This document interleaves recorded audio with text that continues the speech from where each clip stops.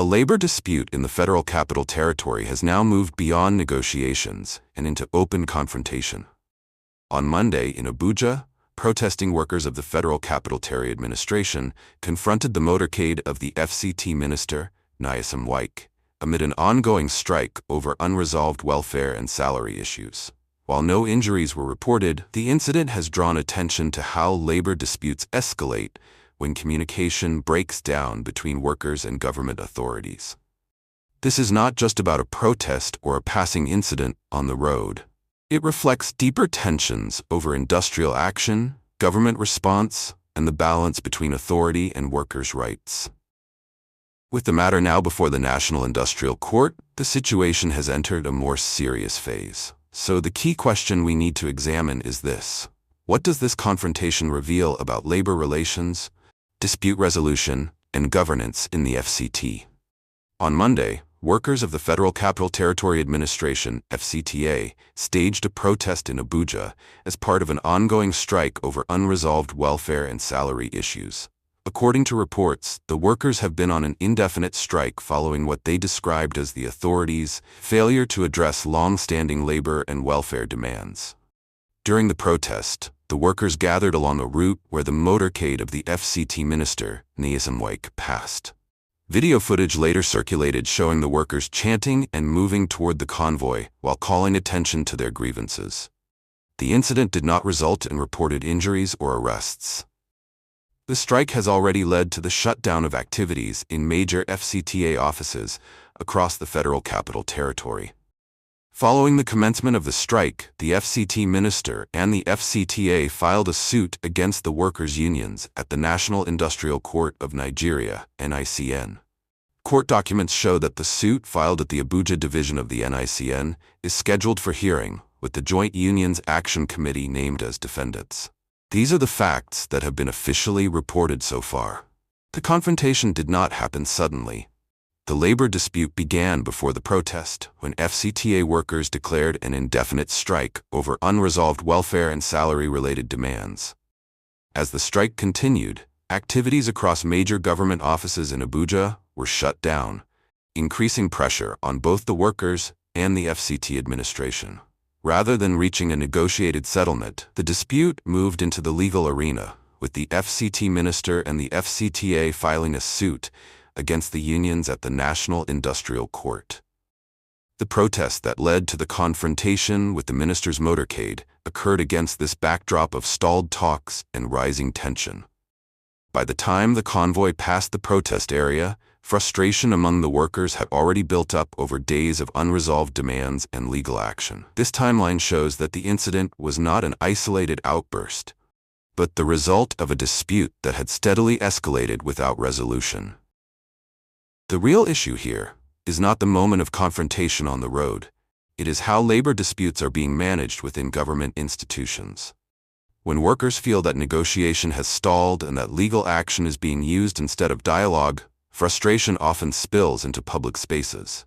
At the same time, government authorities have a responsibility to maintain order and ensure continuity of public administration. This situation highlights a familiar tension: the balance between workers' right to protest and the government's duty to enforce authority and legal process. The decision to take the dispute to court, rather than resolve it through negotiation, appears to have deepened mistrust on both sides. What this episode shows is that once communication breaks down, even routine movements can become flashpoints. This dispute affects more than the workers and the minister directly involved. First are public sector workers across the FCT. How this case is resolved will influence expectations around how welfare concerns and salary disputes are handled in government institutions. Second, it affects public service delivery. With major offices shut down, ordinary residents of Abuja experience delays and disruptions that go beyond the labor dispute itself. Third, it affects government authority and leadership. How officials respond to industrial action shapes public perception of fairness, responsiveness, and control. There is also an impact on labor unions.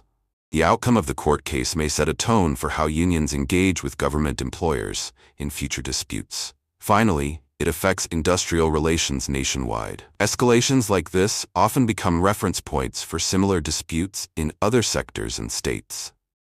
While the protest and court action have been reported, several important issues remain unclear. There has been little public explanation of the specific welfare and salary issues at the center of the strike, or how long they have remained unresolved. It is also not clear what efforts were made to reach a negotiated settlement before the dispute moved to the courts. Another unanswered question is whether mediation mechanisms were explored, especially given the essential nature of public services in the FCT. There is also limited clarity on timelines. Workers and residents alike are left uncertain about how long the strike and legal proceedings may last. Finally, the issue of communication remains unresolved. Without clear and consistent engagement, tensions can continue to rise even when legal processes are ongoing. These gaps matter because they determine whether this dispute can be resolved peacefully or becomes further entrenched. For ordinary Nigerians, especially residents of the Federal Capital Territory, this dispute has direct consequences. When public sector workers go on strike, essential services slow down or stop entirely, affecting daily activities, businesses, and access to government offices. Beyond service disruption, incidents like this raise concerns about how grievances are handled in public institutions. People expect disagreements to be resolved through dialogue and clear processes, not public confrontation. There's also a broader concern about stability. When tensions between workers and authorities escalate, it creates uncertainty and fuels frustration among the wider public. For many Nigerians, the key issue is not who is right or wrong, but whether systems exist to resolve disputes before they reach a breaking point. As this dispute continues, there are several developments Nigerians should pay attention to. The first is the outcome of the court case at the National Industrial Court. Whether the court orders a suspension of the strike, directs negotiations, or issues interim rulings will shape the next phase. The second is whether dialogue resumes. Court action does not replace negotiation, and renewed talks could de-escalate tensions faster than legal proceedings alone. Another key point is government communication. Clear explanations of steps being taken to address workers' demands can help reduce uncertainty and public frustration. Finally, Nigerians should watch for spillover effects.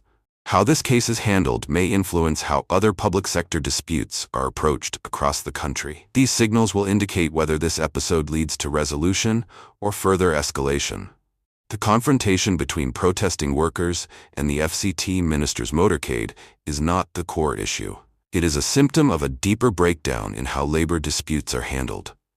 When dialogue fails and tensions rise, both authority and public trust are put under strain. What happens next in court, at the negotiating table, and in public communication will determine whether this dispute becomes a lesson in resolution or a warning about escalation. At the heart of this episode is a simple question. Can government and workers resolve disagreements through structured dialogue before frustration spills into the streets? The answer will shape how similar disputes are handled in the future.